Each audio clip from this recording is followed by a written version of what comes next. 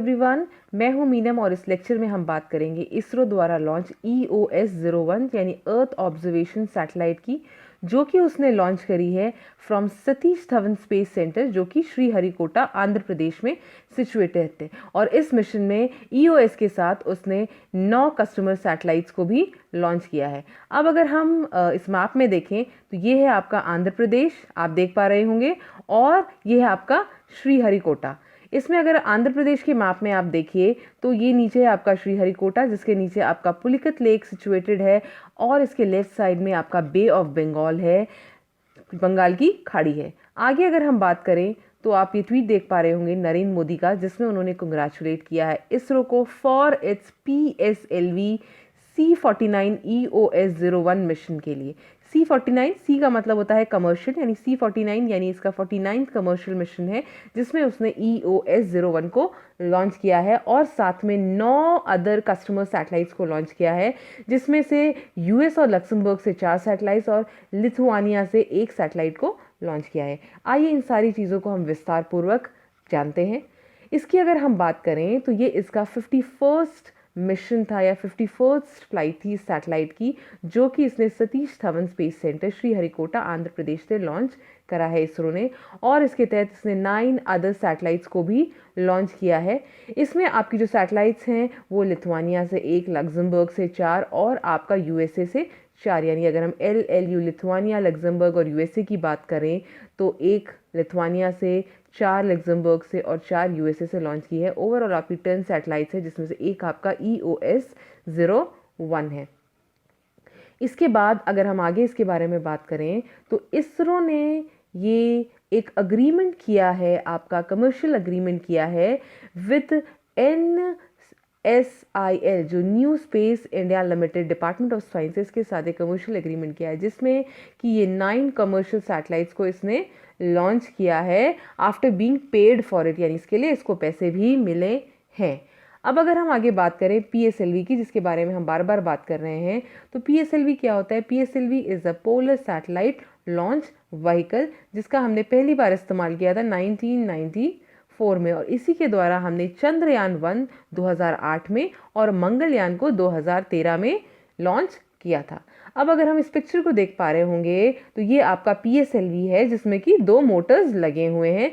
आपका ये जो वाइट पोर्शन है ये पहली स्टेज कहलाता है, ये रेड पोर्शन सेकंड स्टेज कहलाता है, ये वाइट पोर्शन आपकी थर्ड स्टेज कहलाता है, ये वाला रेड पोर्शन ये आपकी फोर्थ स्टेज कहलाता है। यानी ये एक 4 चरणों वाला रॉकेट है, 4th स्टेज रॉकेट है, जिसमें ऊपर के साइड पे ये आपकी EOS-01 लगी हुई सैटेलाइट है, जिससे कि उसने लॉन्च किया है। देखिए इसमें मैं आपको एक चीज़ और बता देती हूँ, ये आपका जो PSLV DL का पहला मिशन है। अब ये DL क्या होता है भाई?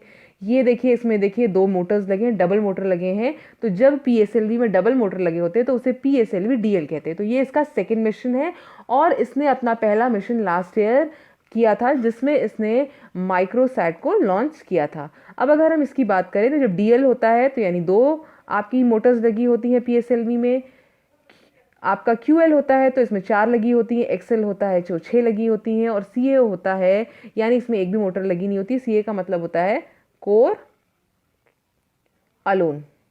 ठीक है, आगे आते हैं हम। कुछ चीज़ें जो इसमें आपको नोट करनी है वो ये है, जैसे कि RISAT-2BR-1 ये हमने पिछले साल लॉन्च किया था, कब? December 11, और उसके बाद ये हमारा पहला मिशन है भारत का।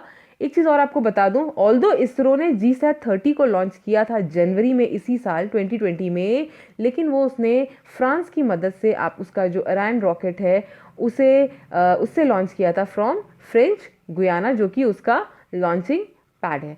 अब अगर हम आगे आते हैं तो आगे हम बात करते हैं what is an earth observation satellite. ये पृथ्वी आपकी जो अवलोकन उपग्रह है ये क्या होता है? तो it is a remote sensing technology equipped satellite, यानी इसमें एक रिमोट सेंसिंग टेक्नोलॉजी होती है, वो इसको हेल्प करता है to study earth surface and its resources. ये भारत की, ये माफ़ कीजिएगा, ये पृथ्वी की सतह और उसके जो रिसोर्सेज होते हैं, जो संसाधन होते हैं, उनका अध्ययन करने में इसकी मदद करता है। जैसे कि आपका एनवायरनमेंट हो गया, पर्यावरण है, एग्रीकल्चर है आपका, या फिर आपका जो डिज़ास्टर मैनेजमेंट है आपका, आपदा प्रबंधन है, इसके अध्ययन में आपकी मदद करता है। इसके बाद अगर हम आगे आते हैं तो आगे आप देख पा रहे होंगे ये जो अर्थ ऑब्जर्वेशन सैटेलाइट है इसमें क्या लगा हुआ है, SAR, सिंथेटिक एपर्चर रडार। अब ये क्या होता है, देखिए जब आप अपने कैमरा से फोटोग्राफ खींचते हैं उसमें आपका ऑप्टिकल लेंस लगा होता है और आप जानते हैं कि अगर लाइट डिम होती है या क्लाउडी वेदर होता है तो आपकी जो पिक्चर्स हैं वो क्लियर नहीं आ पाती है। तो सेम थिंग यहाँ पे भी है, जो आपकी सैटेलाइट होती हैं उसमें ऑप्टिकल लेंस डिवाइसेस होती हैं और जिसके द्वारा ये दिक्कत आती है लो लाइट में या क्लाउडी वेदर में या फॉगी वेदर में, ये क्लियर पिक्चर आपको नहीं दे पाता है। But with the help of SAR अब क्या है, आपका अनअफेक्टेड, आपकी जो वेदर कंडीशंस है उसके द्वारा अनअफेक्टेड ये आपको पिक्चर्स प्रोवाइड कर सकेगा, बेहतर क्वालिटी की पिक्चर्स प्रोवाइड कर देगा बाय कैप्चरिंग इलेक्ट्रोमैग्नेटिक वेव्स। यानी इसमें ये दिक्कत नहीं आएगी, कम लाइट या क्लाउडी वेदर में भी आपको बेहतर पिक्चर्स मिल सकेंगी, सो दैट आपका जो पृथ्वी है और जो पृथ्वी के संसाधन है उसका अध्ययन किया जा सके। आगे अगर हम रीसैट की बात करें तो रीसैट क्या है, आपका रडार इमेजिंग सैटेलाइट, जिसके तहत हमने पिछले वर्ष रीसैट 2B और रीसैट 2BR1 को लॉन्च किया था, जो कि अगेन एक तरह की अर्थ ऑब्जर्वेशन सैटेलाइट है और इसी में आगे हमने इस समय लॉन्च किया है किसको, EOS-01 को। आगे अगर हम इसकी बात करें तो ये देखिए आप देख पा रहे होंगे और अर्थ ऑब्जर्वेशन सैटेलाइट ये मैंने लिखी हुई हैं, आपकी ओशन सैटेलाइट है होती है, रीसैट 1, रीसैट 2, तो ये अलग अलग तरह की आपकी अर्थ ऑब्जर्वेशन सैटेलाइट्स हैं जिन्हें आपके भारत ने इसरो की मदद से लॉन्च किया है। इसके अलावा आपकी जो सैटेलाइट है इसकी जो ऑपरेशन लाइफ है वो कितनी है, 5 वर्ष है। इसके अलावा आपका जो EOS है इसके लॉन्च करने से आपको क्या एडवांटेज होंगे इनके बारे में बात कर लेते हैं।